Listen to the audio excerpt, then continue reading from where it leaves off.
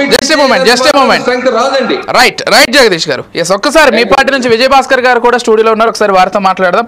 Yes Vijayabhaskar గారు, సరే వారు ప్రస్తావించినటువంటి విషయాలు కాకుండా, జగదీష్ గారు ప్రస్తావించినటువంటి విషయాలు కాకుండా ఒక ప్రధానమైనటువంటి విషయాన్ని మీ దగ్గర ప్రస్తావిస్తాను.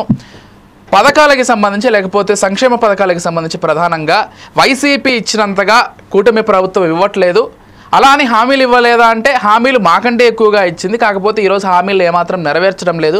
గతంలో మేము ఎప్పటికప్పుడు అకౌంట్లలో డబ్బులు వేసేటువంటి ఒక పద్ధతిని తీసుకొచ్చాం బట్టలు నొక్కి. అప్పుడు రాష్ట్రంలో ఎక్కడా కూడా ఆర్థికంగా అందరూ కూడా సక్రమంగా ఉండేవాళ్ళు, కావాల్సినటువంటి వస్తు వినియోగం చేసుకునేవాళ్ళు. ఈరోజు ఆ పరిస్థితి లేదు, పండగలు చేసుకోలేకపోతున్నారు సరిగ్గా అనేటువంటి విమర్శలు కూడా వైసీపీ నుంచి వినిపిస్తున్నాయి. నిన్న జగన్మోహన్ రెడ్డి గారు కూడా అదే ప్రస్తావించారు, మళ్ళీ నేను వేసినట్లుగా డబ్బులు వేయట్లేదు అకౌంట్లో అని. ఏం చెప్తారు దానికి మీరు? నిన్న మధ్యాహ్నం ఆయన విజయవాడలో వాళ్ళ పార్టీ కార్పొరేటర్స్ సమావేశంలో ఈ విషయాలన్నీ ఆయన మాట్లాడాడు. ఎస్, తాను పుష్ప 1, పుష్ప 2 అని సినిమాలు ఉన్నట్టు అట్లాగే తన పరిపాలన రెండో పరిపాలన రాబోతుంది. జగన్ 2.2 అదే 2.2 అనేది అదే రెండో పరిపాలన అంతే. అంటే ఆయన కూడా రెండో జగన్ ని చూస్తారన్న విధంగా కూడా చెప్పారు. అవునవునవును, రెండో పరిపాలన రాబోతుంది, 30 సంవత్సరాలు ఇంకా కంటిన్యూస్గా మనం పరిపాలిస్తాం అని చెప్పాడు. అవును, అలా ఎందుకు చెప్పుకున్నాడు? మొత్తం అందరూ తనను వీడిపోతున్నారు. తను అధికారం కోల్పోగానే అప్పుడు దాకా ఉన్నటువంటి చుట్టూ చేరినటువంటి కార్యకర్తల్ని, నాయకుల్ని చూసి తాను వాపును బలుపుగా అంచనా వేసుకున్నాడు. ఇప్పుడు అది బలుపు కాదు, వాపు అనేది అర్థమైంది. అదేవిధంగా వైనాట్ 175 అన్నాడు. అంటే ఉత్తర కుమార్ ప్రగల్భాలండి. ఇప్పుడు వైనాట్ 175 ఒక ఉత్తర కుమార్ ప్రగల్భం. నిన్న మరలా 30 సంవత్సరాలు కంటిన్యూస్గా ఆయన పరిపాలిస్తాడంట, 30 సంవత్సరాలు, అదొక ఉత్తర కుమార్ ప్రగల్భం. అదేవిధంగా మరలా పరిపాలన 2 అనేది చెప్పాడు.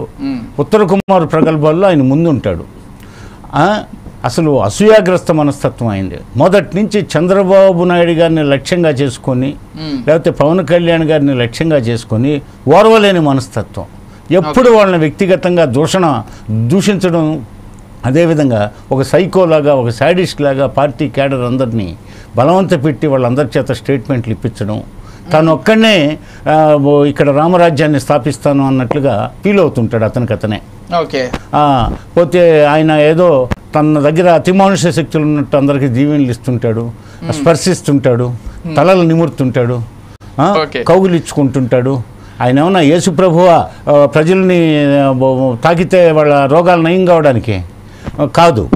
ఆయన అదేవిధంగా తను బటన్ నొక్కాడని చెప్పి ఆ బటన్ నొక్కి ఆయన ఎంతమందికి మటన్ తినిపించాడు అది కాదు. ఆయన బటన్లు నొక్కాడని చెప్పేసి ఇప్పుడు మేము చేసే పద్ధతుల్లో మేము చేస్తున్నాం. బ్రహ్మాండంగా పింఛను పథకం, ఆ రోజు 2000 పింఛను పథకాన్ని 5 సంవత్సరాలకి 250 చొప్పున ప్రజల్ని అవమానపరిచేలాగా ఏడాదికి 250 చొప్పునని అంచెలంచెలుగా ఆయన తాత సొత్తిస్తున్నట్టుగా అంచెలంచెలుగా 5 ఏళ్ల పాటు ఇచ్చేసి ఇంకొక 1000 పెంచాడు. మేము ఆ 3000ను ఒక్కసారి మళ్ళీ 4000 చేసాం. అదేవిధంగా అప్పుడున్నటువంటి పింఛన్ని మేము ఒక్కసారిగా 2000 చేసాం. ఆ రోజు 500 రూపాయలు ఉన్న పింఛన్ 2000 చేసాం. మళ్ళీ 2000ని 5 సంవత్సరాలకి 3 చేస్తే మేము 4 చేసాం. అదేవిధంగా రేపు మేము రైతు భరోసా మే నెలలో ఇవ్వాలని చెప్పేసి ప్రణాళిక రూపొందిస్తా ఉన్నారు. అదేవిధంగా రేపు ఉగాదికి మహిళలకు ఉచిత బస్సు ప్రయాణం ఏర్పాటు చేయడానికి సిద్ధమవుతోంది. ఎస్, వెంకటేశ్వర రెడ్డి గారు ఏదో చెప్పదలుచుకున్నారు, ఒకసారి చెప్పనిద్దాం. ఆయన మధ్యలో జోక్యం చేసుకుంటుంటాడు, టాపిక్స్ డైవర్ట్ చేస్తుంటాడు. సరే, ఒక ప్రశ్న ఏమో, సరే మేము చెప్పేదే సత్యం, ఇతరులు చెప్పేది అసత్యాలు అన్నట్లుగా మాట్లాడతాడు ఆయన. పోతే ఈ భారతదేశంలో ఎవరు లేరు ఇంకా మా జగన్మోహన్ రెడ్డిను అని చెప్పి చెప్తాడు. ఏదో పోనీలో చెప్పనివ్వండి, మరి ఏదో చెప్పదలుచుకున్నారు. ఆ ప్రశ్న ఏంటో అడగండి, చెప్తారు.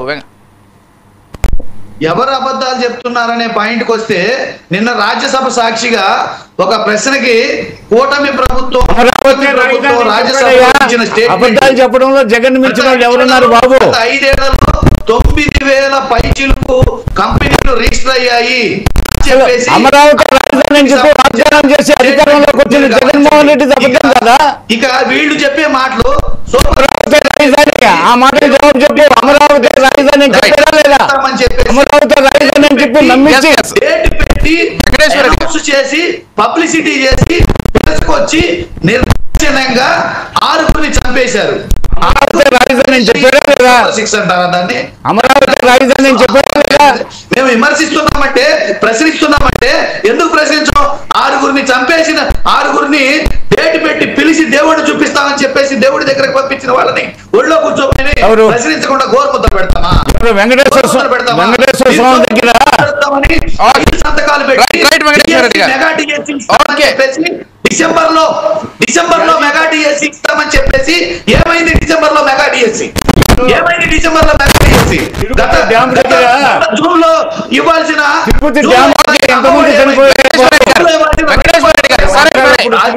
అవకాశం ఇచ్చినప్పుడు మొత్తం విషయాలు ప్రస్తావించవచ్చు. ఒక్క నిమిషం వెంకటేశ్వర రెడ్డి గారు, మీకు అవకాశం ఇచ్చినప్పుడు మొత్తం ప్రస్తావించవచ్చు. ఒక్కసారి ఎస్ ఒకసారి వీరయ్య గారితో మాట్లాడదాం. వారు కూడా సిపిఎం పార్టీ నుంచి సిద్ధంగా ఉన్నారు. Venkateswara Reddy garu kindly just a moment. Yes Veerayya గారితో మాట్లాడి కంటిన్యూ చేద్దాం. మీకు అవకాశం ఇచ్చినప్పుడు ఖచ్చితంగా మీరు అవన్నీ